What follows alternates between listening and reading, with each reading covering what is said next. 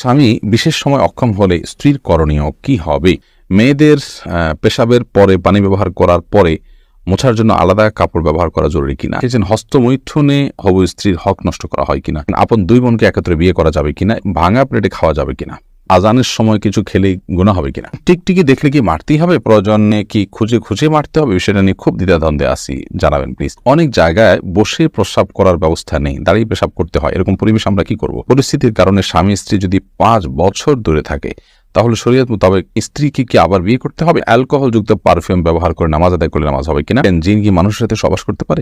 স্বামী সিগারেট খেলে ওয়াইফের করণীয় কি? নামাজের সময় পাশ দিয়ে কেউ গেলে বা আসলে আমার আম্মু নামাজের ভেতরই তাকায়, এতে নামাজের কোনো সমস্যা হবে কিনা? শীতের দিনে টাকনুর নিচে কাপড় পরা যাবে কিনা? চলুন আপনাদের যে সমস্ত প্রশ্ন ইতিমধ্যে চলে আসছে সেগুলোর উত্তর দেওয়ার পালায় আমরা প্রবেশ করি। ফয়সাল আহমেদ আপনি লিখেছেন, টিকটিকি দেখলে কি মারতেই হবে, প্রয়োজনে কি খুঁজে খুঁজে মারতে হবে, বিষয়টা নিয়ে খুব দ্বিধাদ্বন্দ্বে আছি, জানাবেন প্লিজ। না, খুঁজে খুঁজেই আপনাকে মারতে হবে এমন কিছু কোনো বাধ্যবাধকতা নেই, বরং আপনার চোখে পড়েছে উপদ্রব করে আপনি মারবেন, কিন্তু এটার জন্য আপনি খুঁজে খুঁজে বেড়াবেন, এটার পিছিয়ে পিছিয়ে ঘুরে বেড়াবেন, আপনার অনুসন্ধান করে বেড়াবেন, এই কথা হাদিসে বলা হয়নি। জুলেখা খাতুন আপনি লিখেছেন, নতুন কোনো কাপড় পরে না ধুয়ে নামাজ পড়ে নামাজের কোনো ক্ষতি হবে কিনা? নতুন কোনো কাপড় পরলে সেটা ধুয়েই পড়তে হবে এমন কোনো বাধ্যবাধকতা নেই, কারণ নতুন কাপড় মানেই যে সেটা নাপাক, সেটাতে অপবিত্রতা আছে এমনটি তো নিশ্চিত নন আপনি, তাহলে এটি ধোয়াটা বাদ কেন হতে যাবে? তবে হ্যাঁ, আপনারা যদি নতুন কাপড় কেনার পর দেখলেন যে সেখানে কোনো নাপাক আছে, তাহলে ওই জায়গায় সেই নাপাকটা ধোয়াটাই হলো আবশ্যক। অতএব শরীর দৃষ্টিকোণ থেকে নতুন কাপড় ধুয়ে পড়তে হবে এমন কোনো বাধ্যবাধকতা নেই। মোহাম্মদ আব্দুর রাকিব আপনি লিখেছেন, হস্তমৈথুনে হবু স্ত্রীর হক নষ্ট করা হয় কিনা? এটি আপনার স্বাস্থ্য নষ্ট হয়, আপনি নিজের হক নিজে নষ্ট করছেন, নিজের আমল নষ্ট করছেন, এবং এর মাধ্যমে যদি আপনার যৌন শক্তি কমে যায় সেক্ষেত্রে আপনি স্ত্রীর হক নষ্ট করছেন। অবশ্যই সেজন্য এটি নাজায়েজ এবং গুনাহের কথা, হারাম। শারমিন আক্তার মিলি লিখেছেন, পরিস্থিতির কারণে স্বামী স্ত্রী যদি 5 বছর দূরে থাকে তাহলে শরীয়ত মোতাবেক স্বামী স্ত্রীকে কি আবার বিয়ে করতে হবে? না, 5 বছর কেন, 10 বছরও যদি কোনো কারণে দূরে থাকে, তাদের মধ্যে বিচ্ছেদ বা তালাক না হয়, তাহলে তারা পুনরায় বিয়ে করতে হবে না, তাদের সম্পর্ক টিকে থাকবে তালাক না হওয়া পর্যন্ত। রাইসানি আপনি লিখেছেন, আজানের সময় কিছু খেলে গুনাহ হবে কিনা? আজানের সময় কোনো কিছু খেলে কোনো গুনাহ হবে না। আমরা অনেকে মনে করি আজানের সময় কিছু খাওয়া পান করা যাবে না, এটা করা যাবে না, ওটা করা যাবে না। আপনি যে কোনো কাজ করতে পারেন, টয়লেটে থাকলে আপনি টয়লেটে কাজও সারতে পারেন। তবে আপনি যখন টয়লেটে নাই, পবিত্র জায়গায় আছেন বা স্বাভাবিক অবস্থা আছেন, তখন আপনি আজান শুনলে আজানের জবাব দেওয়ার চেষ্টা করবেন, এটা হলো মূল কথা। খেতে গেলে খাওয়ার ফাঁকে ফাঁকে আপনি আজানের দেওয়ার চেষ্টা করবেন, কিন্তু আজান হলে কিছু খেতে পারবেন না এমন কোনো কথা নেই। এখানে বিষয় হলো জবাব দেওয়ার চেষ্টা করবেন যদি আপনি পবিত্র জায়গায় থাকেন। নূর কদর এআইডি থেকে লিখেছেন, স্বামী সিগারেট খেলে ওয়াইফের করণীয় কি? ওয়াইফে তাকে বোঝাবেন, যথাসম্ভব নিজে না পারলে অন্য কাউকে দিয়ে বোঝাবেন, আল্লাহর কাছে দোয়া করবেন, তারপর তিনি যদি ফিরে না আসেন একান্ত তার গুনাহ হবে, ওয়াইফ অন্তত দায়মুক্ত হলেন।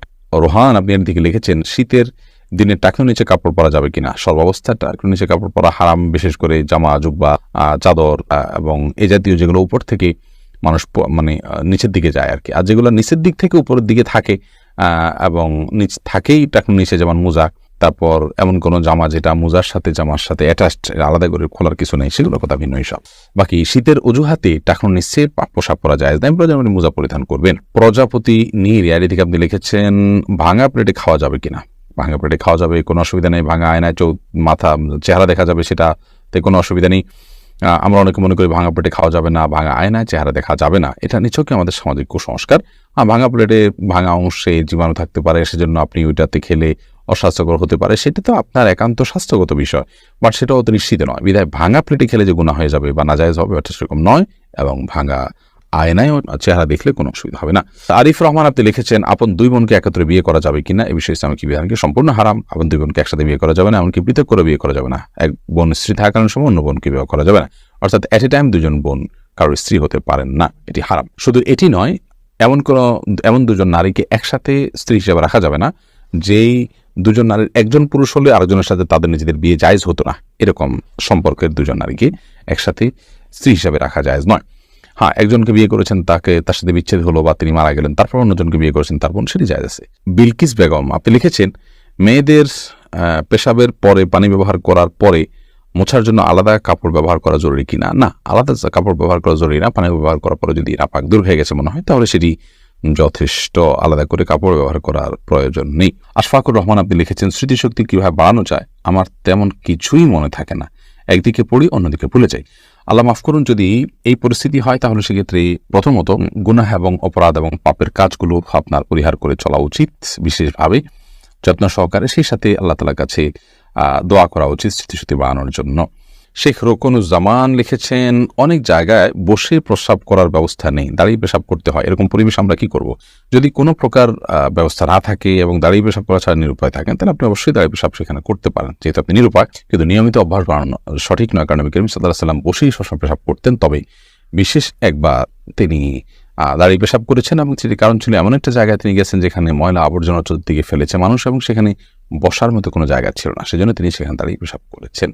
তন্নি আইডি থেকে আপনি লিখেছেন, নামাজের সময় পাশ দিয়ে কেউ গেলে বা আসলে আমার আম্মু নামাজের ভেতরই তাকায়, এতে নামাজের কোনো সমস্যা হবে কিনা?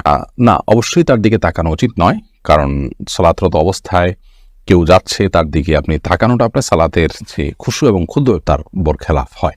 বাট যেটি করা উচিত সেটি হলো, নবী আলাইহিস সালাম বলেছেন, তোমার সালাতের সামনে যদি কেউ যায় তাহলে সেক্ষেত্রে তাকে বাধা দাও। কোনো কোনো বর্ণনা আছে তাকে তার সাথে লড়াই লিপ্ত হয়, কারণ সে শয়তান, কারণ সে তোমার মনোযোগকে নষ্ট করছে, তোমার সালাতের এরিয়ার মধ্যে এসে সে তোমার দৃষ্টিকে আকর্ষণ করে ফেলছে এবং মনোযোগে ব্যাঘাত সৃষ্টি করছে। এই জন্য তাকে বাধা দিতে বলা হয়েছে। সেই বাধার অংশ হিসাবে এরকম হাত দিয়ে তাকে ইশারা দিয়ে দেওয়া যেতে পারে যদি সে টের না পায়। আর এর বাইরে তার দিকে তাকিয়ে থাকলে তো কোনো লাভ নাই, বিধায় তাকিয়ে নিজের সালাতের মনোযোগ নষ্ট করার তো কোনো যৌক্তিকতা নেই, বিধায় আপনার আম্মাকে বলতে হবে এই কাজটি করা যাবে না। এরপর মিনহাজউদ্দিন লিখেছেন, অ্যালকোহলযুক্ত পারফিউম ব্যবহার করে নামাজ আদায় করলে নামাজ হবে কিনা? জায়েজ হয়ে যাবে, বিশেষ করে যে অ্যালকোহল আমরা ব্যবহার করি, এখানে যে পারফিউম ব্যবহার করি এটা যে অ্যালকোহল থাকে এটা কেমিক্যাল, এটা খাবার মানে যেটা পানীয় অ্যালকোহল মদ সেটা এটা না, এটা কেমিক্যাল মাত্র। তারপরেও সালাতের কিছুটা আগে ব্যবহার করলে বাষ্প হয়ে অ্যালকোহলটা উড়ে যাবে, তারপর সালাতে করবেন, সেটা সবচেয়ে সেফ এবং নিরাপদ। ইচ্ছে ডানা এআইডি থেকে আপনি লিখেছেন, স্বামী বিশেষ সময় অক্ষম হলে স্ত্রীর করণীয় কি হবে? স্বামী যদি অক্ষম হয় পুরোপুরি এবং স্ত্রী যদি তার যে চাহিদা আছে এটি পূরণ না হওয়ার কারণে তিনি গুনাহে এবং পাপে লিপ্ত হয়ে যেতে পারেন এমন আশঙ্কা তৈরি হয়, তাহলে সেক্ষেত্রে অবশ্যই সে স্বামী থেকে তিনি বিচ্ছেদ নেবেন। যদি সেটা চিকিৎসার অযোগ্য হয়, চিকিৎসার যোগ্য হলে সেটার জন্য অবশ্যই তিনি সময় দিবেন, সুযোগ দিবেন, চেষ্টা করবেন নিজে।